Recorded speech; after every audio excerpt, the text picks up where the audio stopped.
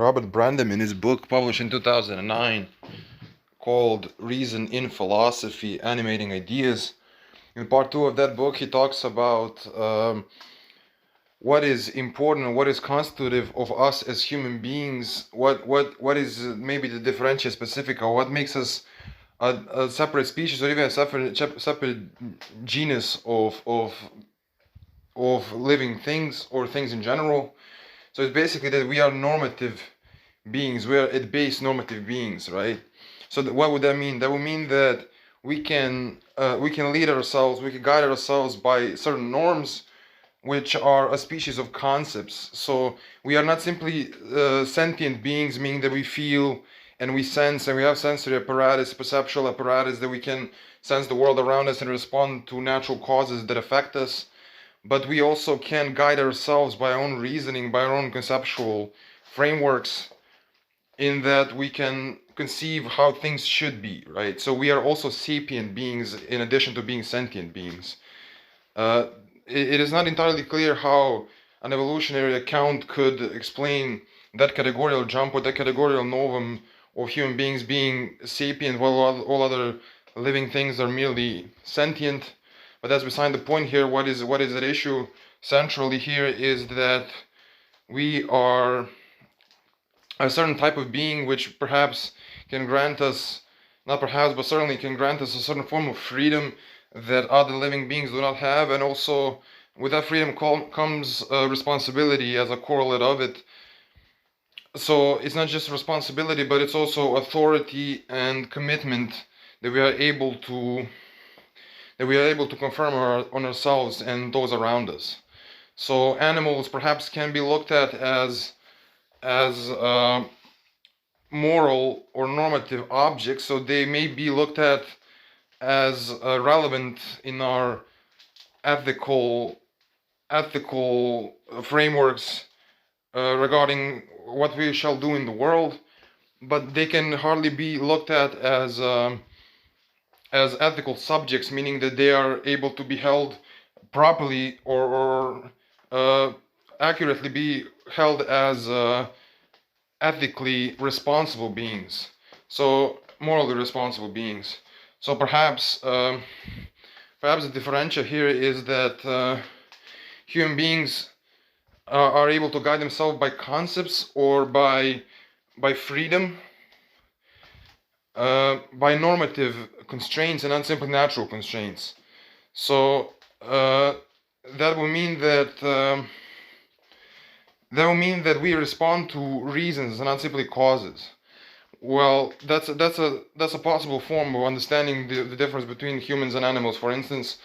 But for example, people like Donald Davidson would say that reasons are also types of causes because actions are also types of events. So that's simply a subspecies. Those are subspecies of one another.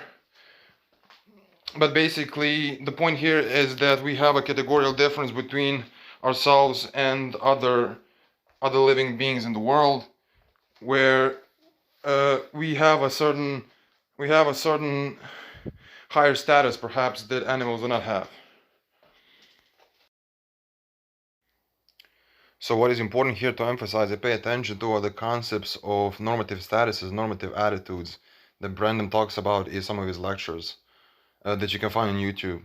So basically, a normative realist view, broadly speaking, whether we take it as global or more limited and local, specific to certain domains of discourse, is basically a view that says that things, so objects, states of affairs, institutions, social roles and stuff like that, have their normative statuses independently of and prior to our normative attitudes, and those statuses dictate what the right form of the normative attitude is. So our normative attitudes have to adapt to the normative status of a thing in order to be right or true or stuff like that.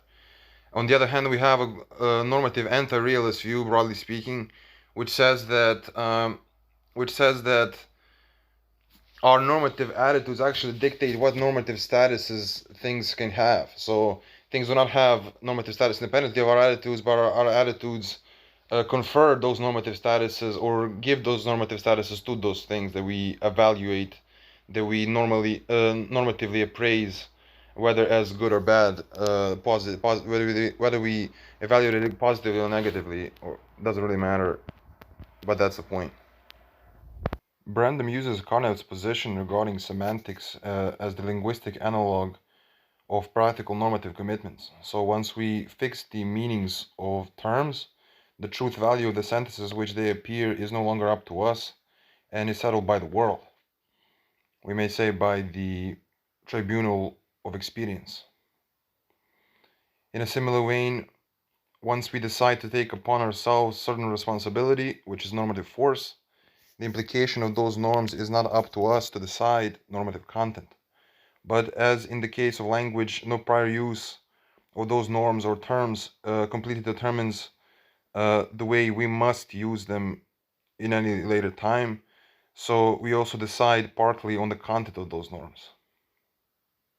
So there's those are different ways in which normative statuses are up to us and are not up to us. So once we decide on a certain normative status, it has certain implications that are simply logically follow from that and are not arbitrarily chosen by us, cannot be arbitrarily chosen by us, but the beginning points, or we may say the premises, may be up to us, and our freedom may enable us to choose them.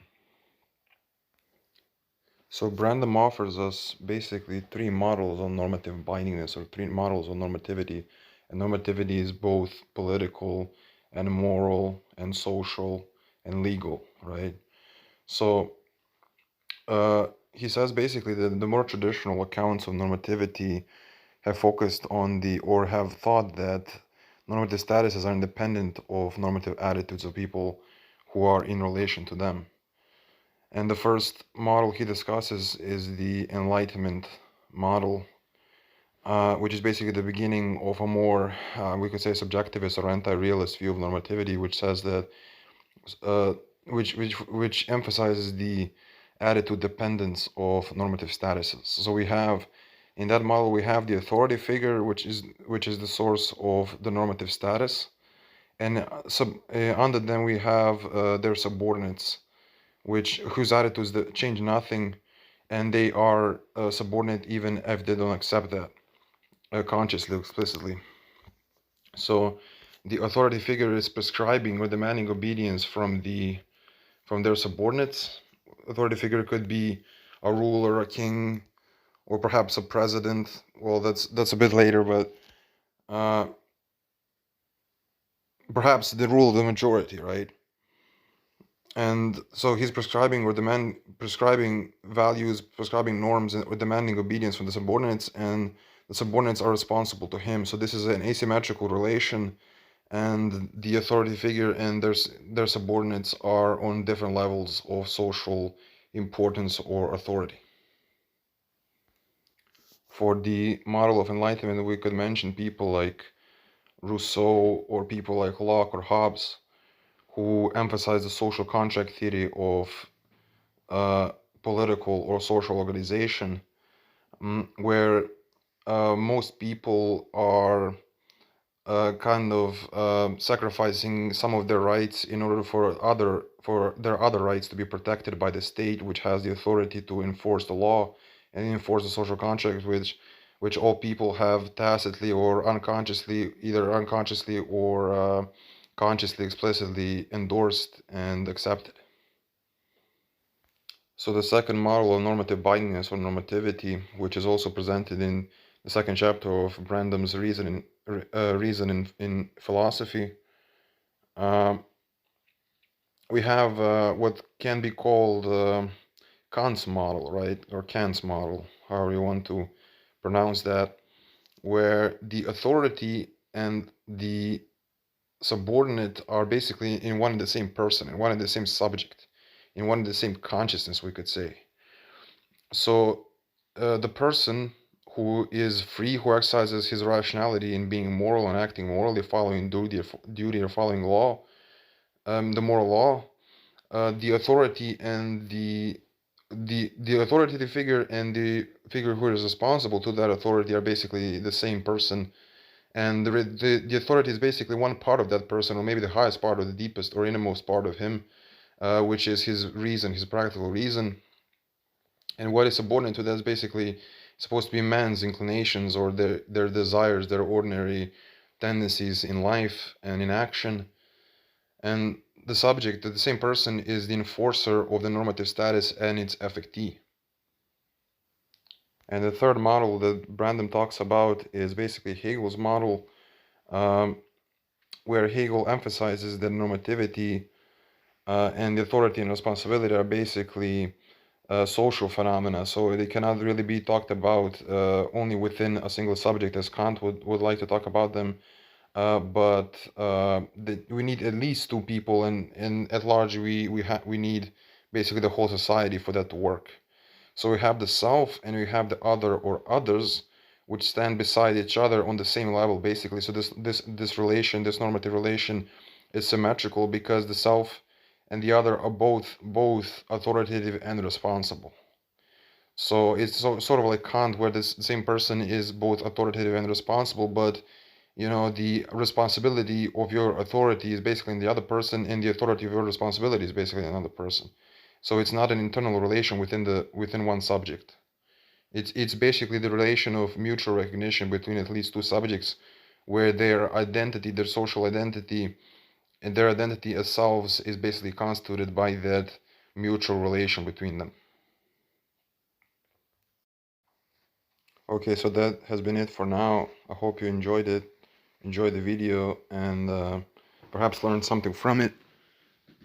And you can check out my previous video on Wittgenstein, where I talked about his relation to language and traditional philosophy, generally speaking. And until next time, goodbye to everyone.